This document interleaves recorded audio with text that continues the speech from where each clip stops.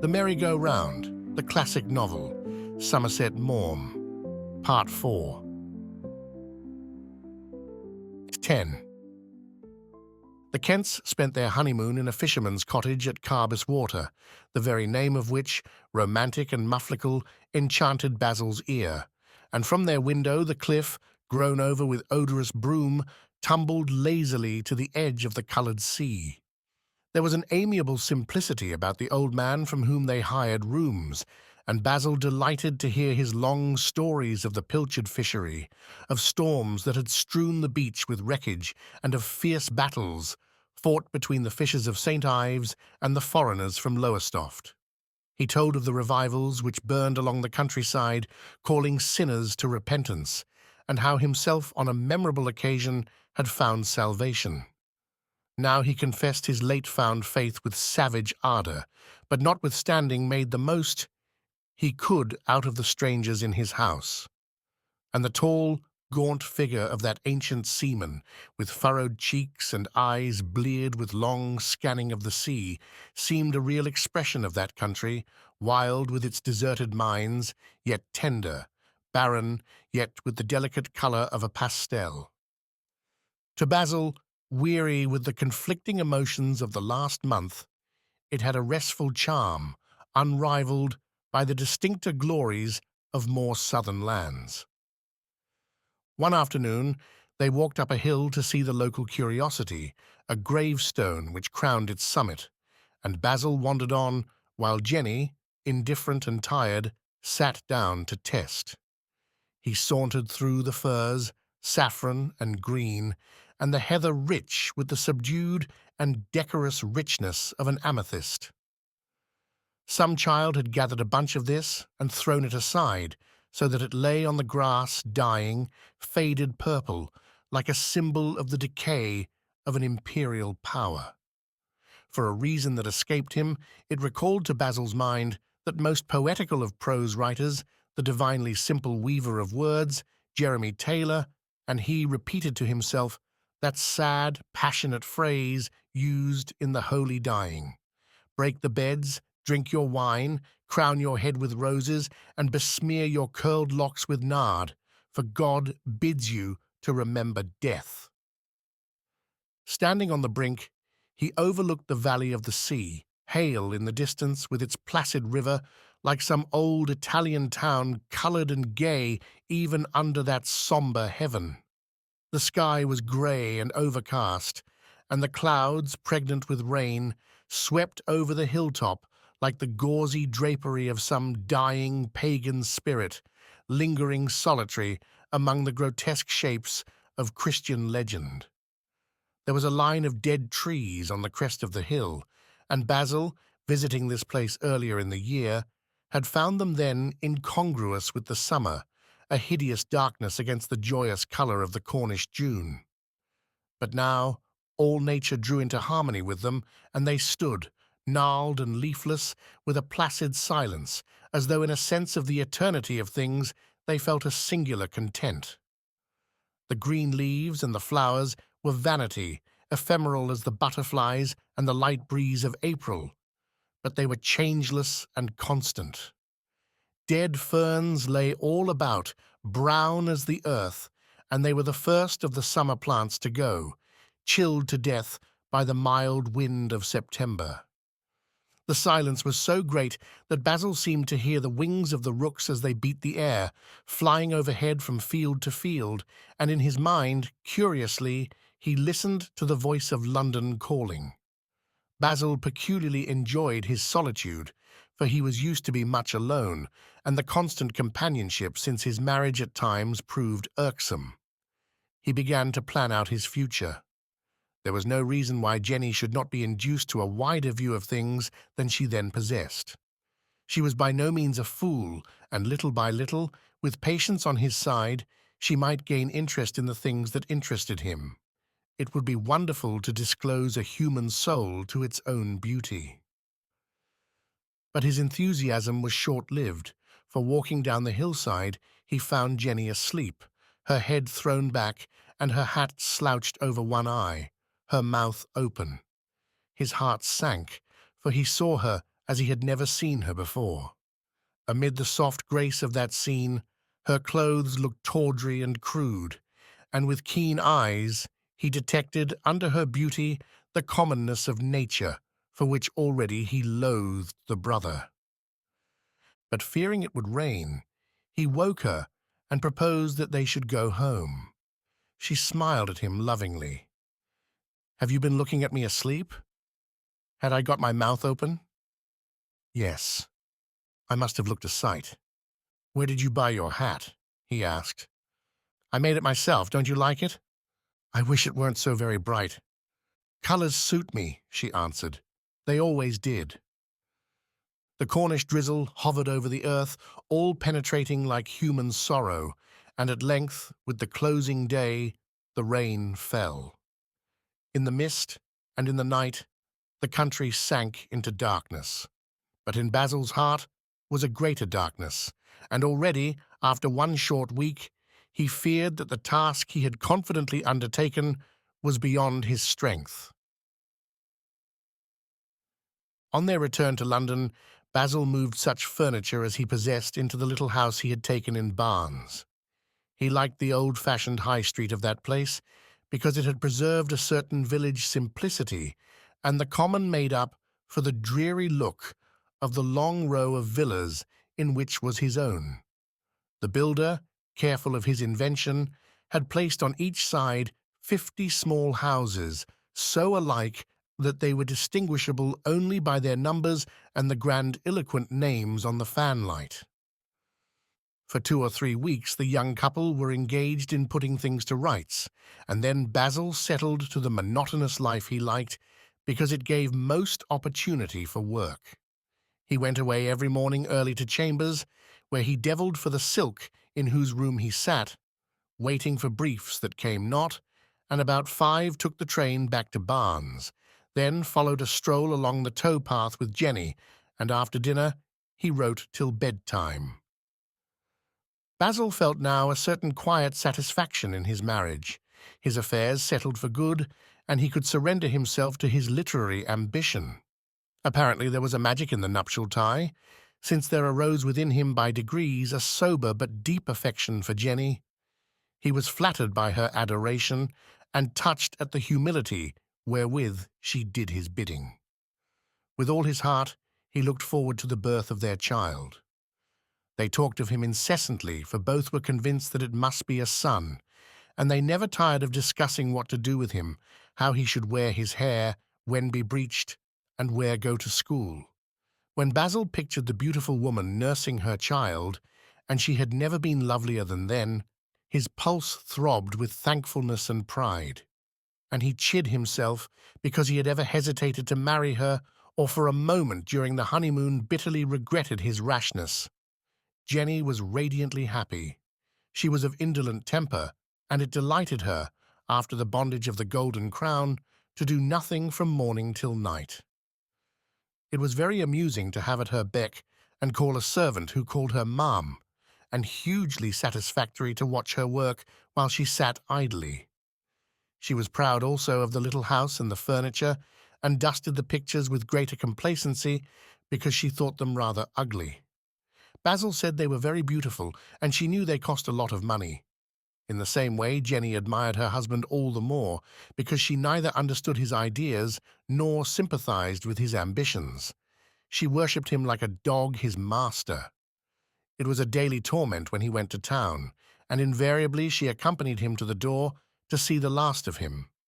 When he was due to return, she listened with held breath for his step on the pavement, and sometimes in her impatience walked to meet him. Basil had not the amiable gift of taking people as they are, asking no more from them than they can give, but rather sought to mould after his own ideas the persons with whom he came in contact.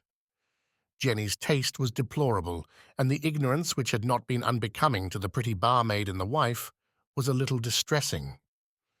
In accordance with a plan of unconscious education, whereby, like powder in jam, Jenny might acquire knowledge without realizing it, Basil gave her books to read, and though she took them obediently, his choice, perhaps, was not altogether happy, For alter a diligent quarter of an hour, she would mostly drop the volume, and for the rest of the morning chat familiarly with the maid-of-all-work.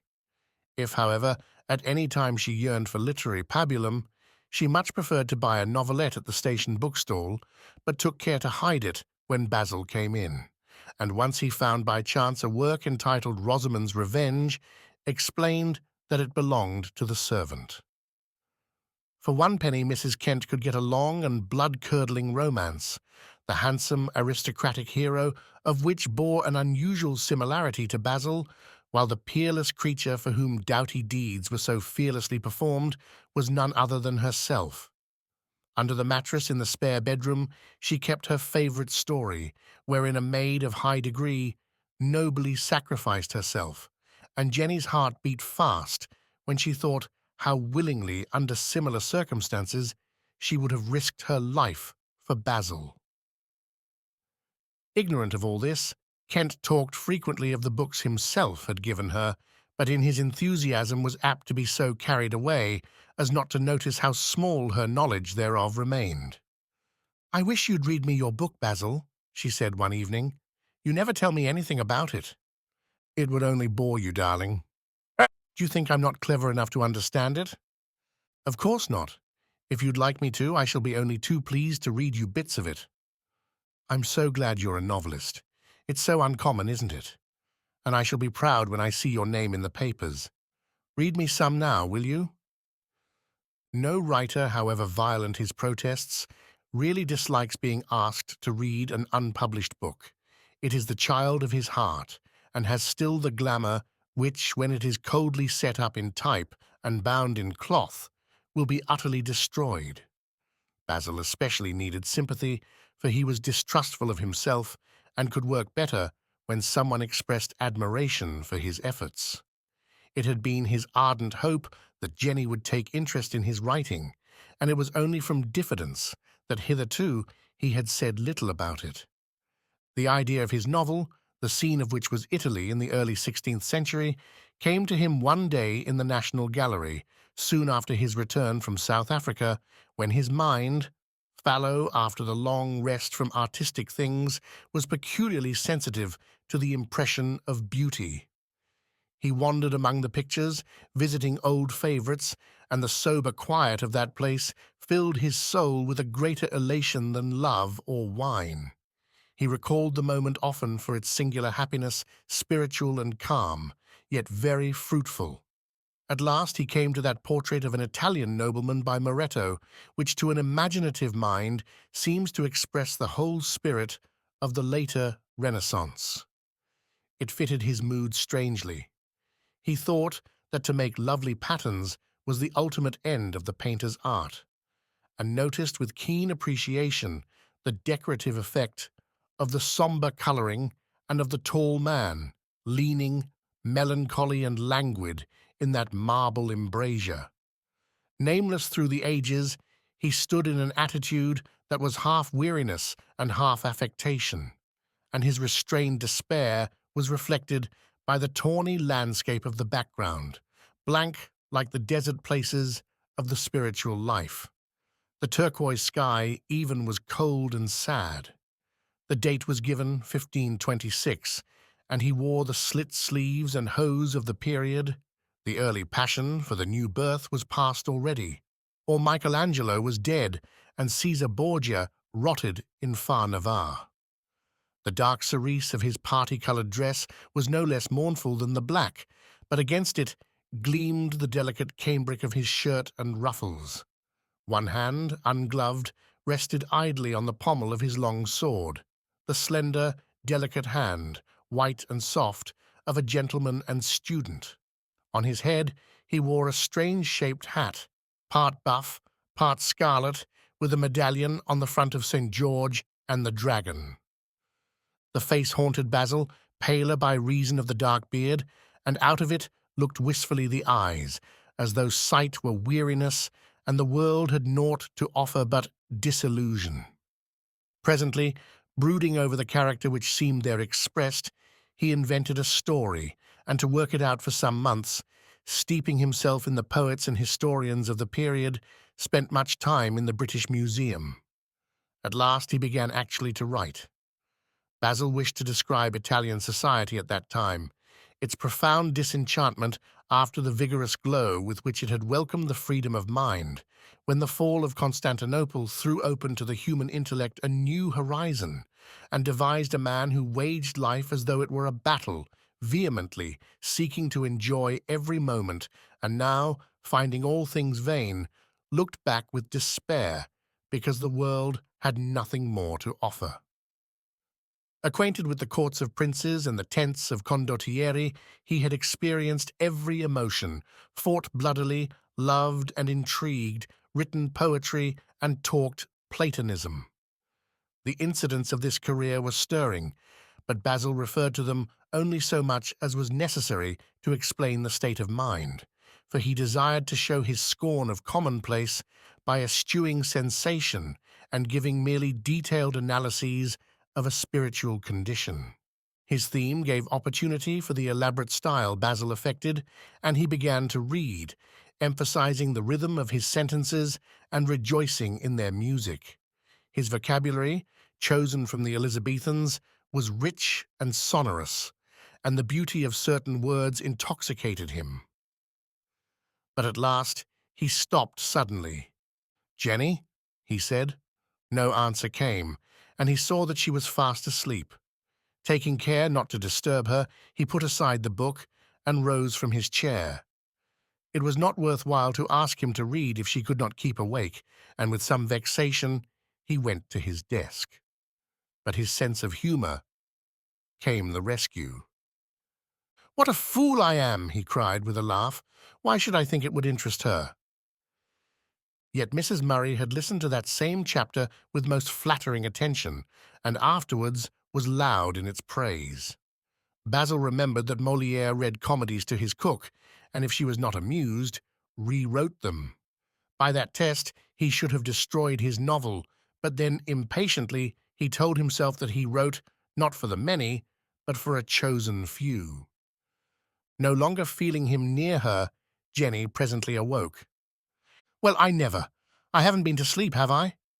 "Snoring!" "I am sorry. Did I disturb you?" "Not at all." "I couldn't help it. I felt so drowsy with you reading. I did enjoy it, Basil." "It's something to write a book which is a soporific," he answered, smiling grimly. "Do read me some more. I'm wide awake now, and it was beautiful. I think, if you don't mind, I'll do a little work." A few days later, Jenny's mother, who had seen neither Basil nor the house, paid them a visit. She was a stout woman with a determined manner, and wore a black satin dress so uneasily as to suggest it was her Sunday best. It gave her a queer feeling that the days had got mixed, and a Sabbath come somehow in the middle of the week. Against Basil's will, Jenny insisted on keeping for special occasions their nicest things, and when they were alone, made tea in an earthenware pot. "You don't mind if I don't get out the silver teapot, Ma?" she asked when they sat down. "We don't use it every day." "No more do I come and see you every day, my dear," answered Mrs. Bush, gloomily stroking her black satin. "But I suppose I'm nobody now you're married. Don't you sit down at table for tea?"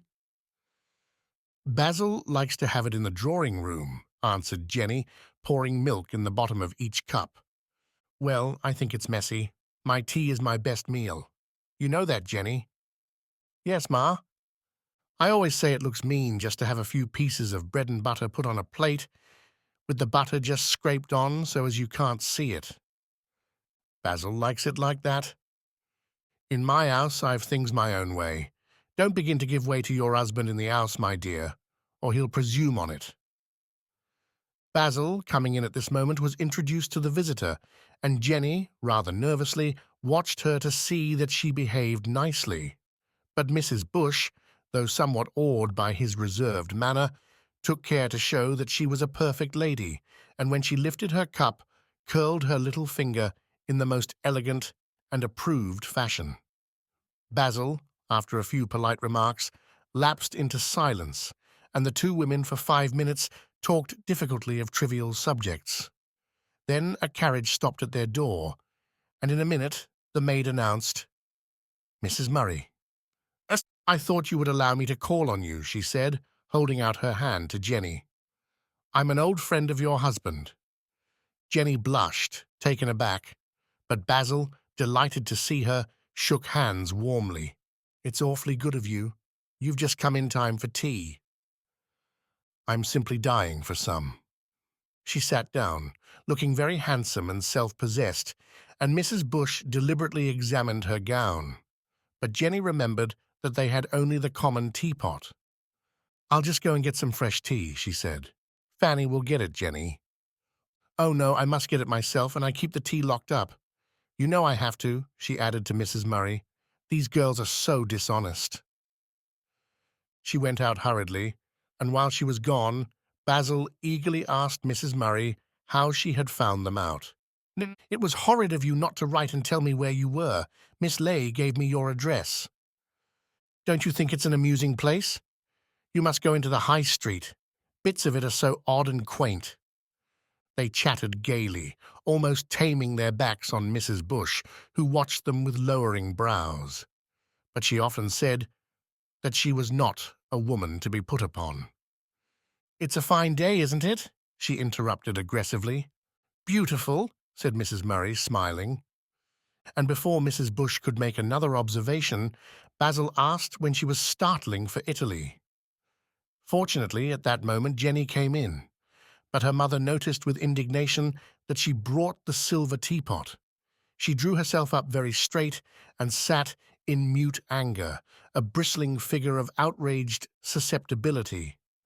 Nor did it escape her that Basil, who till Mrs. Murray's arrival had scarcely spoken, now talked volubly.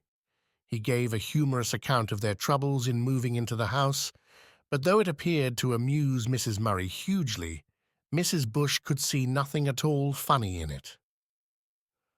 At last the visitor rose. "I really must fly. Goodbye, Mrs. Kent. You must get your husband to bring you to see me." She sailed out with a rustle of silk, and Basil accompanied her downstairs. "She's come in a carriage, Ma," said Jenny, looking from the window. "I've eyes in my head, my dear," answered Mrs. Bush. "Isn't he aristocratic-looking?" exclaimed the admiring wife. "Aristocratic is as aristocratic does," returned her mother severely. They saw Basil at the door talk with Mrs. Murray and laugh. Then she gave an order to the coachman, who followed them while they walked slowly down the street. "Well, Jenny," cried Mrs. Bush, in tones of surprise, horror, and indignation. "I wonder where they're going," said Jenny, looking away. "You take my advice, my dear, and keep your eyes on that young man. I wouldn't trust him too far if I was you, and you tell him that your ma can see through a brick wall as well as anyone." "Had he ever said anything about his lady friend?" "Oh, yes, Ma. He's spoken of her often," said Jenny uneasily, for as a matter of fact, till that day, she had never even heard Mrs. Murray's name. "Well, you tell him you want to hear nothing about her. You must be careful, my dear.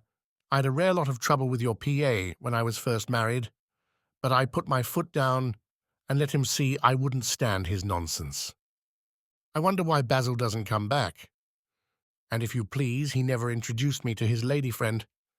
I suppose I'm not good enough." "Ma!" "Oh, don't talk to me, my dear. I think you've treated me very bad, both of you, and it'll be a long day before I leave my pleasant home in Crouch End to cross this threshold." At this Basil returned, and saw at once that Mrs. Bush was much disturbed. "Hello, what's up?" he asked, smiling. "It's no laughing matter, Mr. Kent," answered the ruffled matron with dignity. "I'm put out, and I won't deny it. I do expect to be treated like a lady, and I don't think Jenny ought to have given me my tea out of a sixpenny halfpenny teapot, and you can't deny that's what they cost, my dear, because I know as well as you do." "We'll behave ourselves better next time," said Basil good-humouredly. "It didn't take Jenny long to get the silver teapot as soon as your lady friend come in. But I suppose I'm not worth troubling about." "I believe tea always tastes much better in earthenware," remarked Basil mildly. "Oh, yes, I dare say it does," returned Mrs. Bush ironically. And to catch sparrows, you've only got to put a little salt on their tails. Good afternoon to you. You're not going yet, Ma? I know when I'm not wanted, and you needn't trouble to show me out, because I know my way, and I shan't steal the umbrellas. Basil was in high spirits, and this display of temper vastly amused him. "Where did you go just now, Basil?" asked Jenny, when her mother had stalked defiantly out of the house. "I just showed Mrs. Murray the High Street. I thought it would amuse her." Jenny did not answer. Basil had discussed with the unexpected visitor the progress of his book, and thinking still of the pleasant things she said to him, paid no attention to his wife's silence. All the evening she scarcely spoke, but it struck her that Basil had never been more cheerful. During dinner he laughed and joked without caring that she was irresponsive, and afterwards sat down to work. Inspiration flowed in upon him, and he wrote easily and quickly. Jenny, pretending to read, watched him through her eyelashes. 11. About a week after Basil's marriage, Miss Leigh found on her breakfast table the following letter from Bella. My dearest Mary, I have been very anxious lately about my friend Herbert Field, and I want you to do me a great favour. You know that he is not very strong, and some time ago he caught a horrid cold, which he seems quite unable to shake off. He refuses to take proper care of himself, and he looks very ill and thin. Our doctor has been attending him, but he grows no better, and I am dreadfully alarmed. I don't know what I should do if anything happened to him. At last I have been able to persuade him to come to London to see a specialist. Do you think Dr. Hurrell would look at him if I brought Mr. Field up next Saturday? Of course I would pay the ordinary fees, but there is no need that Herbert should know this. He can manage to get away early on Saturday morning. If you will get me an appointment, we would drive straight to Dr. Hurrell. May we come to luncheon with you afterwards? Yours affectionately, Bella Langton. When Frank came in to tea, as was his habit, whenever he had time, Miss Leigh showed him the letter, and afterwards wrote back to say that Dr. Hurrell would be pleased to see the invalid at 12 on the following Saturday. I don't suppose he has anything the matter with him, said Frank, but I don't mind having a look, and tell her she can keep her confounded fees. Don't be an idiot, Frank, replied Miss Leigh. At the appointed hour, Bella and Herbert were shown into his consulting room. The youth was shy and ill at ease. Now, will you go into the waiting room, Miss Langton? Said Frank. I'll send for you later. Bella, somewhat impressed by his professional manner, retired, and Frank examined his patient's face slowly, as though he sought the hidden springs of character. Herbert watched with apprehension the grave man in front of him. I don't think I've really got anything much the matter with me, only Miss Langton was anxious. Medical men would starve if they depended only on the diseased, answered Frank. You'd better take off your things. Herbert reddened at the discomfort of undressing himself before a stranger. The doctor noted the milky whiteness of his skin and the emaciation of his body, which revealed the entire form of the skeleton. He took the boy's hand and looked at the long fingers with nails slightly bent over. Have you ever spat any blood? No. Do you sweat at night at all? I never used to, but this last week I have a bit. I believe most of your relations are dead, aren't they? All of them. What did they die of? My father died of consumption, and my sister also. Frank said nothing, but his face grew somewhat graver as he heard the bad history. He began to percuss the boy's chest. I can find nothing abnormal there, he said. Then he took his stethoscope and listened. Say 99. Now cough. Breathe deeply. He went over every inch carefully, but found nothing more than might be due to an attack of bronchitis. But before putting down the stethoscope, he applied it again to the apex of the lung, just above the collarbone. Breathe deeply. Then, very distinctly, he heard a slight crackling sound, which the hectic flush on Herbert's cheeks, the symptoms and the history had led him to expect. Once more he percussed, more carefully still, and the note was dull. There could be little doubt about the diagnosis. "You can put on your clothes," he said, sitting down at his desk to write notes of the case. Without a word, Herbert dressed himself. He waited till the doctor finished. "Is there anything the matter with me?" he asked. Frank looked at him gravely. "Nothing very serious. I'll talk to Miss Langton if you'll get her to come here." "I'd sooner hear myself, if you don't mind," said Herbert, flushing. "I'm not afraid to be told anything."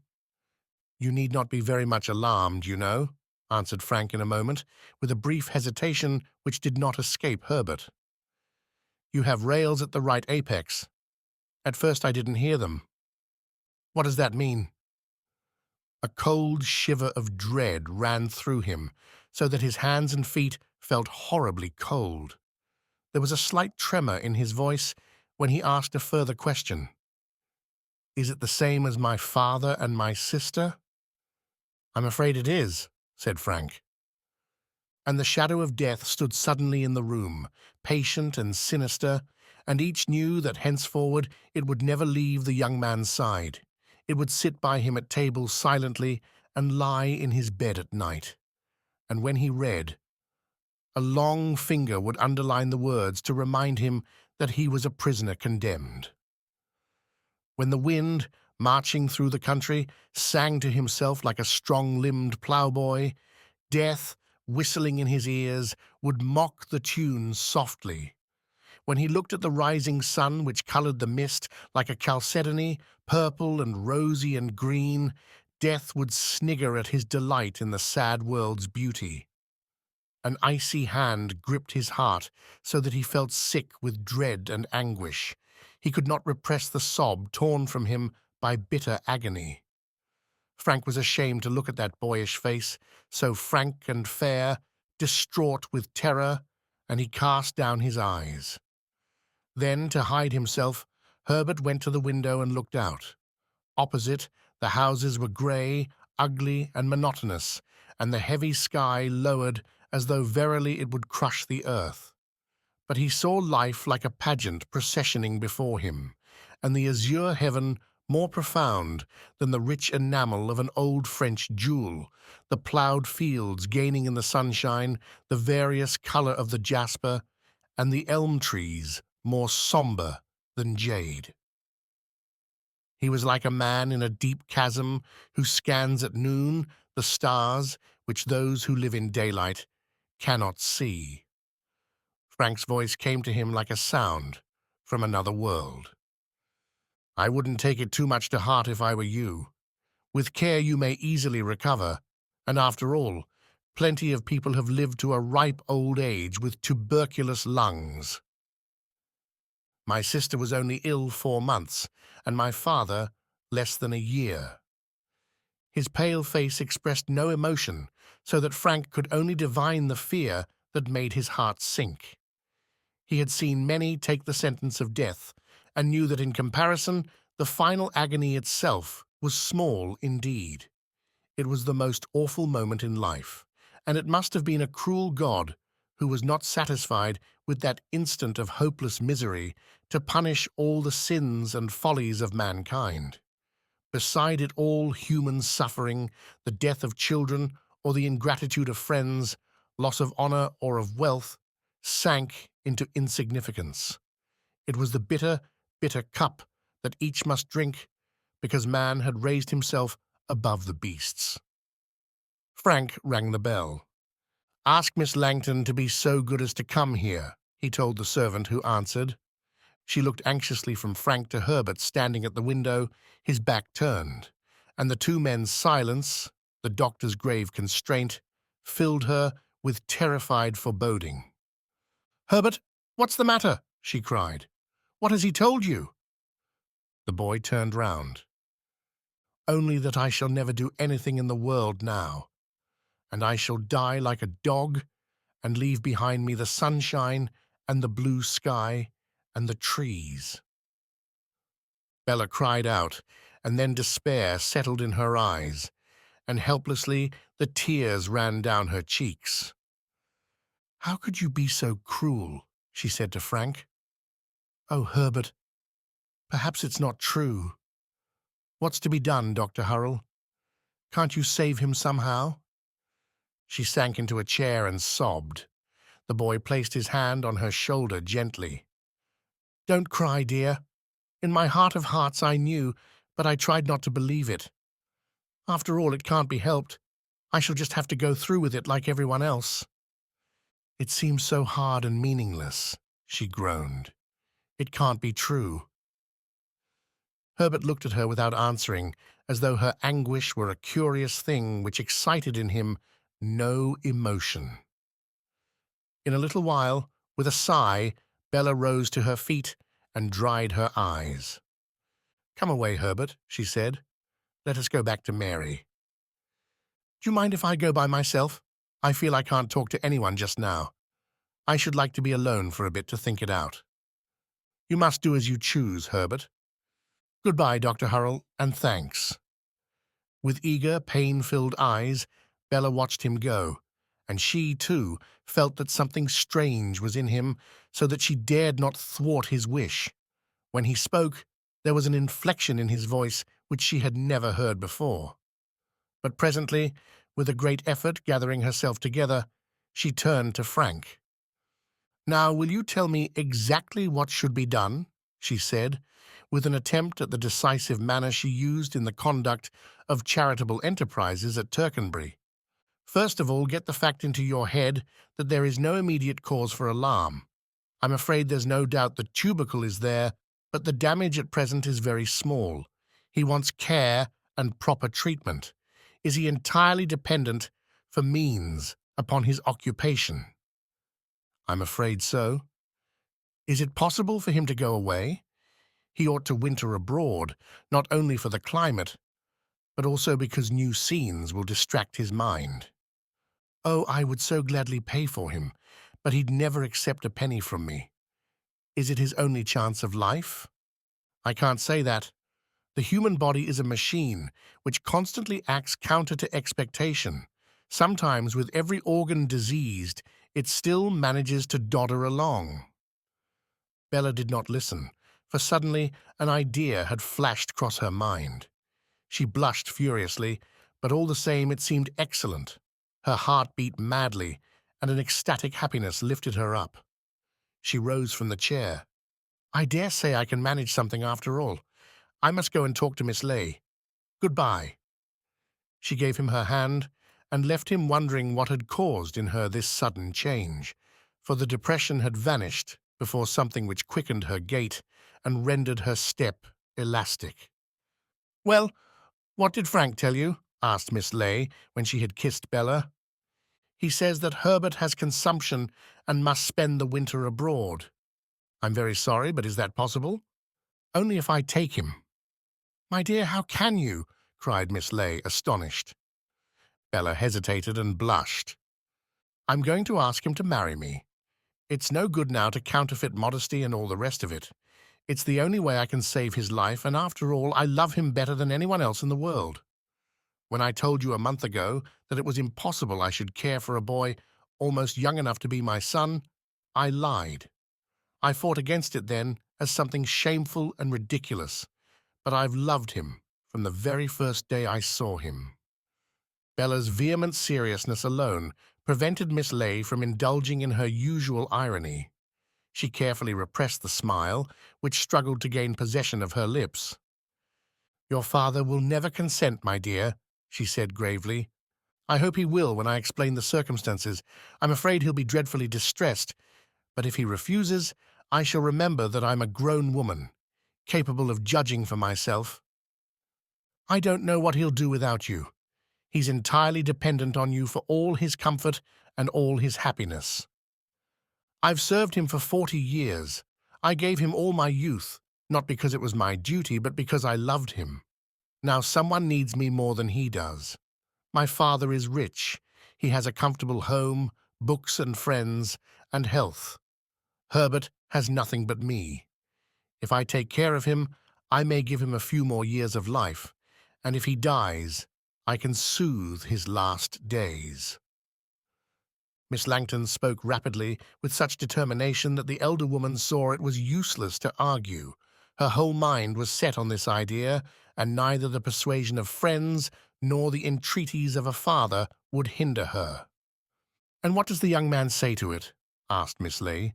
"The thought has never entered his head. He looks upon me as a middle-aged woman to whom all things of love are absurd. Sometimes he's laughed at me because I'm so practical and matter-of-fact. Where is he?" Before Bella could answer, there was a ring at the door, and they heard Herbert ask the butler if Miss Langton had come in. "There he is," cried Bella. "Let me go to him now, Mary. He's going up to the drawing-room. Oh, I feel so dreadfully nervous." "Don't be ridiculous, Bella," answered Miss Leigh, smiling. "I've never seen a woman about to propose marriage to the object of her affections who was quite so self-possessed as you."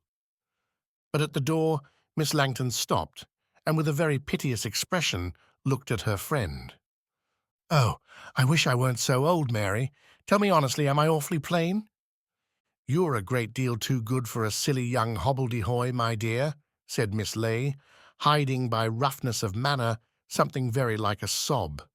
"If he had any sense, he'd have insisted on marrying you 3 months ago."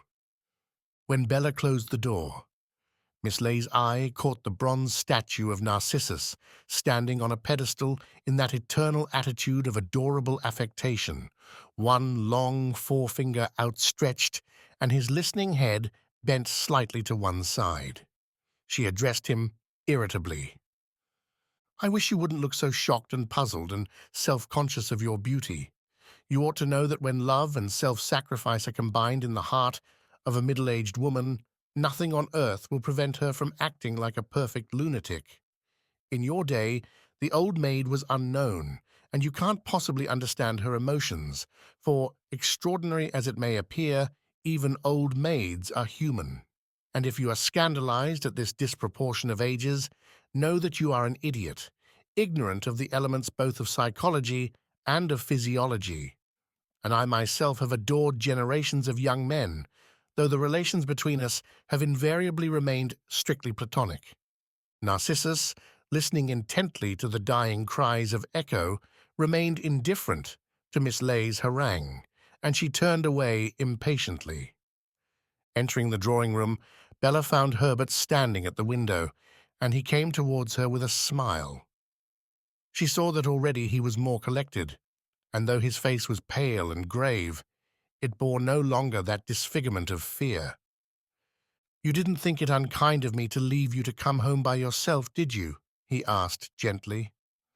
"I was a little bothered just then, and I felt if I weren't alone, I should make a fool of myself." She took his hand and held it. "You know that I can never think anything you do unkind, but tell me now if you have decided anything."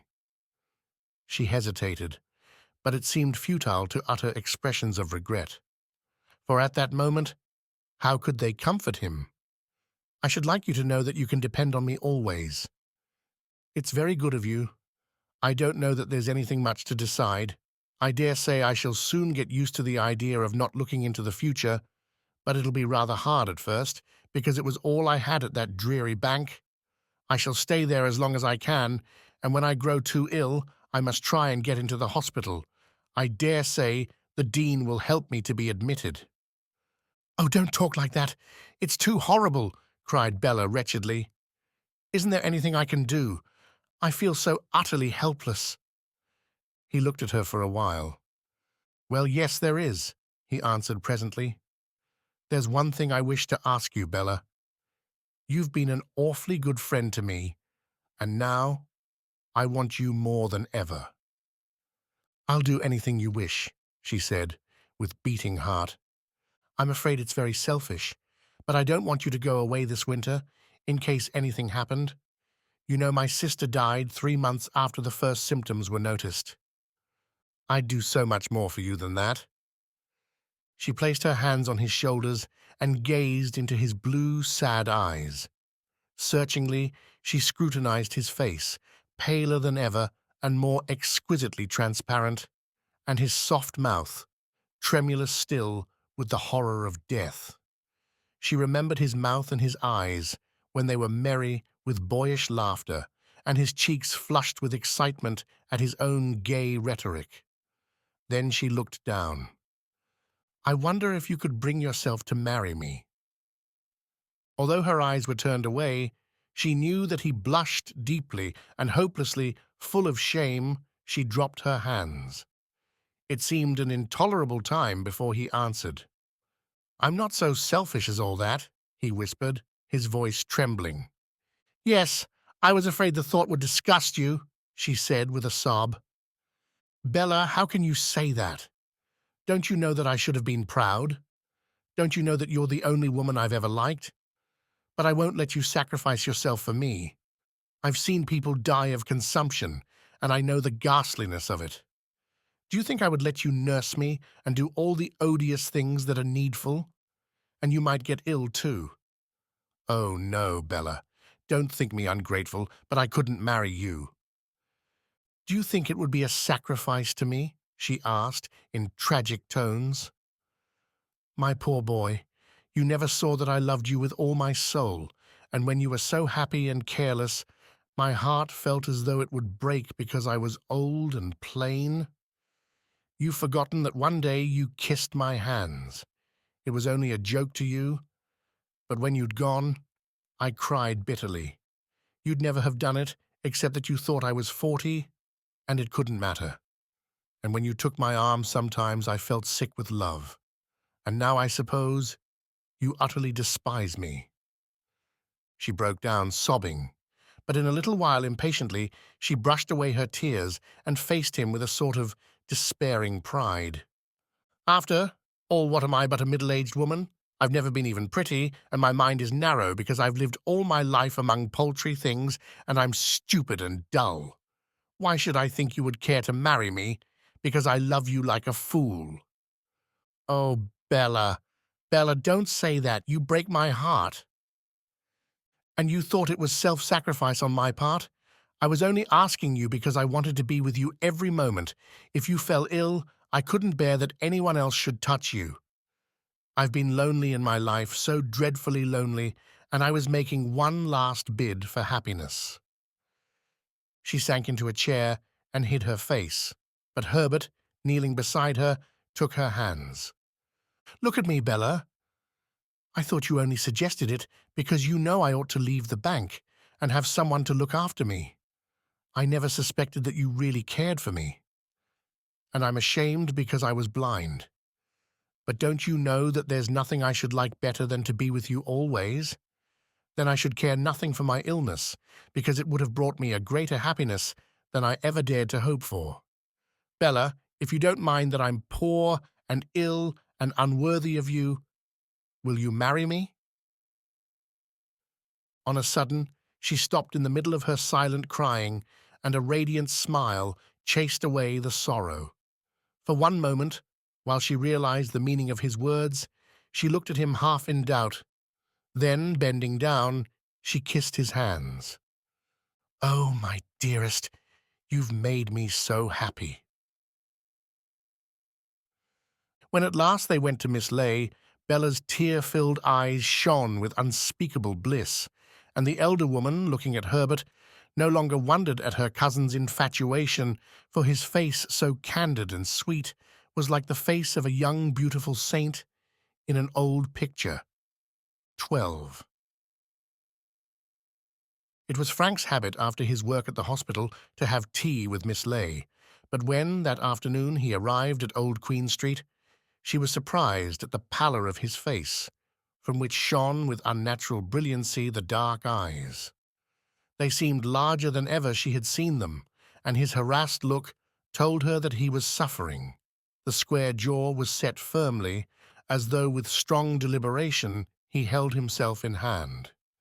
"You're so late," she said. "I thought you wouldn't come." "I'm very tired," he answered in a strained voice.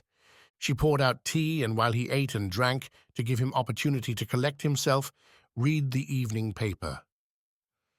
With admirable insight, she, alone of his friends, had divined Frank's emotional temper, and though never hinting at the knowledge, for she was aware it humiliated him to have so little self-control, could in consequence handle him with very subtle skill. Presently fetching his tobacco, for they sat in the library, he lit his pipe. He blew the smoke from his mouth in heavy clouds.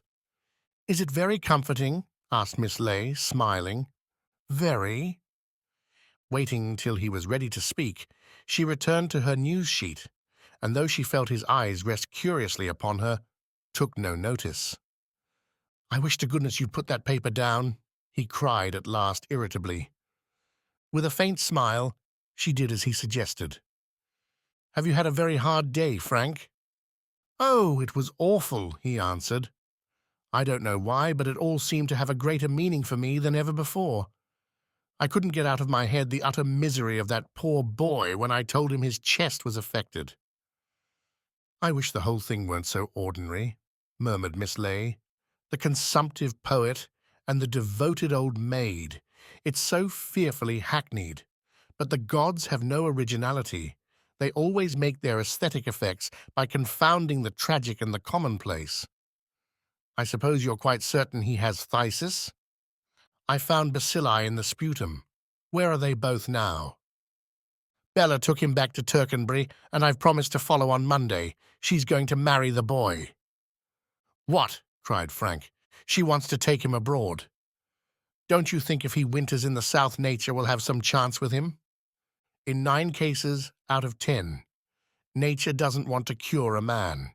She wants to put him in his coffin." Rising from his chair, Frank walked restlessly up and down the room. On a sudden, he stopped short in front of Miss Ley. "Do you remember your friend, Mr. Farley, telling us the other day that pain ennobles a man? I should like to conduct him through the wards of a hospital. I have no doubt that when he has a tooth drawn, Farley takes care that gas should be properly administered." "I suppose divines can only justify pain by ascribing to it elevation of character," cried Frank savagely. "If they weren't so ignorant, they'd know it requires no justification. You might as well assert that a danger signal elevates a train, for after all, pain is nothing more than an indication by the nerves that the organism is in circumstances hurtful to it." "Don't lecture me, Frank, there's a dear," murmured Miss Ley mildly. "But if that man had seen as much pain as I have, he'd know that it doesn't refine. It brutalizes. It makes people self-absorbed and selfish. You can't imagine the frightful egoism of physical suffering. Querulous, impatient, unjust, greedy. I could name a score of petty vices that it engenders, but not a single virtue. Oh, Miss Ley, when I look at all the misery of the world, I am so thankful I don't believe in God." As though seeking to break through the iron bars of the flesh, like a wild beast, unquietly, he paced the room. "For years I've toiled night and day to distinguish truth from falsehood. I want to be clear about my actions. I want to walk with sure feet. But I find myself in a labyrinth of quicksands. I can see no meaning in the world, and sometimes I despair. It seems as senseless as a madman's dream. After all, what does it tend to? The effort and the struggle, hope, love, success, failure, birth, death. Man emerged from savagery merely because he was fiercer than the tiger and more cunning than the ape. And nothing seems to me less probable than that humanity advances to any ideal condition. We believe in progress, but progress is nothing but change." "I confess," interrupted Miss Ley, "that I sometimes ask myself how it benefits the Japanese that they have assumed the tall hat and the trousers of Western civilization. I wonder if the Malays in their forests or the Kanakas on their islands have cause vastly to envy the London slummer." "What does it all end in?" pursued Frank, too much absorbed in his own thoughts to listen. "Where is the use of it? For all my labor, I haven't the shadow of an answer. And even yet, I don't know what is good and what is evil, what is high and what is low. I don't even know if the words have any sense in them. Sometimes men seem to me cripples ever seeking to hide their deformity, huddled in a stuffy room lit by one smoky taper, and they crowd together to keep warm, and they tremble at every unexpected sound. And you think, in the course of evolution, it was the best and noblest who survived to propagate their species? It was merely the shrewd, the hard, and the strong. It would bore me dreadfully to be so strenuous, dear Frank, answered Miss Ley, with a slight shrug of the shoulders. It was a wise man who said that, with regard to the universe, few questions could be asked and none could be answered. In the end, we all resign ourselves to the fact, and we find it possible to eat our dinner with no less satisfaction, because at the back of our minds stands continually a discreet mark of interrogation. For my part, I think there is as little justification for ascribing an end to the existence of man as there was for the supposition of the Middle Ages, pardon me if I seem erudite, that the heavenly bodies moved in circles, because that was the most perfect figure. But I assure you that my night's rest is not in the least impaired. I, too, went through a stormy period in my youth, and if you'll promise not to think me tedious, I'll tell you about it. Please do, said Frank. He sat down, fixing upon her his piercing eyes, and Miss Ley, as though she had given the matter frequent thought, spoke fluently, with ordered ideas and balanced phrase. You know, I was reared on the strictest evangelical principles to believe certain dogmas on pain of eternal damnation, but at 20, why I scarcely can tell, all I had learnt fell away from me. Faith presumably is a matter of temperament. Goodwill has nothing to do with it. And when I look back on my ignorance, I am astounded that such ill-considered reasons suffice to destroy the prejudices of so many years. I was certain then that no God existed, but now I make a point of being certain of nothing. It saves trouble. Besides, each time you make up your mind, you rob yourself of a subject for cogitation. But theoretically, I cannot help thinking that for a quite reasonable view of life, it is necessary to be convinced that no immortality of the soul exists. How can a man lead his life uniformly on the earth if he is disturbed by the thought of another life to come? Broke in Frank eagerly. God is a force throwing man's center of gravity out of his own body. We agreed, Frank, that I was to expound my views, answered Miss Ley with some asperity. For interruption she never suffered easily. Forgive me, said Frank, smiling, but I agree that your remark, though ill-timed, was not without point, she proceeded deliberately. When man is assured that the insignificant planet on which he lives and the time are everything so far as he is individually concerned, he can look about him and order himself according to the surroundings. He is a chess player with his definite number of pieces, capable of definite moves, and none asks why the castle must run straight, but the bishop obliquely. These things are to be accepted, and with these rules, careless of what may befall when the game is finished, the wise man plays, not to win, for that is impossible, but to make a good fight of it. And if he is wise indeed, he will never forget that after all it is but a game, and therefore not to be taken too seriously. Miss Ley paused, thinking it high time to give Frank opportunity for some remark, but since he remained silent, she went on slowly.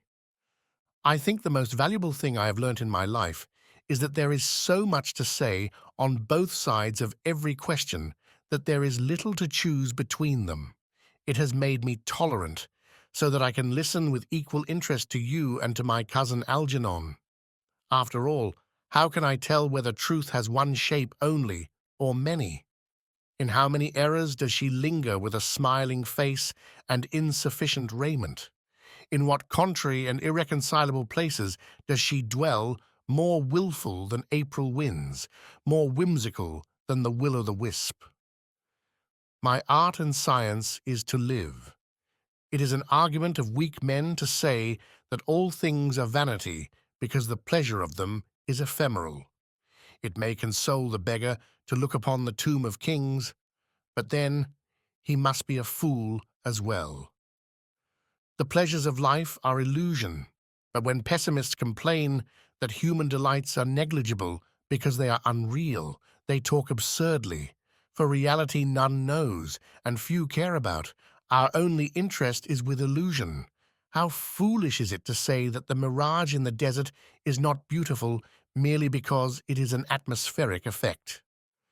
Is life then nothing but a voyage which a man takes, bound nowhither and tossed perpetually upon a treacherous sea? Not quite. Storms don't rage continually, nor is the wind forever boisterous. Sometimes it blows fair and strong, so that the ship leaps forward with animal delight. The mariner exults in his skilful power and in the joy of the limitless horizon. Sometimes the sea is placid like a sleeping youth, and the scented air, balmy and fresh, fills the heart with lazy pleasure. The ocean has its countless mysteries, its thoughts and manifold emotions. Why on earth should you not look upon the passage as a pleasure trip, whereon the rough weather must necessarily be taken with the smooth, looking regretlessly towards the end, but joyful even amid hurricane or gale in the recollection of happy, easy days? Why not abandon life, saying, I have had evil fortune and good, and the pains were compensated by the pleasures? And though my journey, with all its perils, has led me no whither, though I return tired and old to the port whence with my many hopes I started, I am content to have lived. And so, for all your experience, your study, and your thought, you found absolutely no meaning, cried Frank, profoundly discouraged. I invented a meaning of sorts, like a critic explaining a symbolical picture or a schoolboy construing a passage he doesn't at all understand. I at least made the words hang sensibly together. I aimed at happiness, and I think, on the whole, I've found it. I lived according to my instincts and sought every emotion that my senses offered.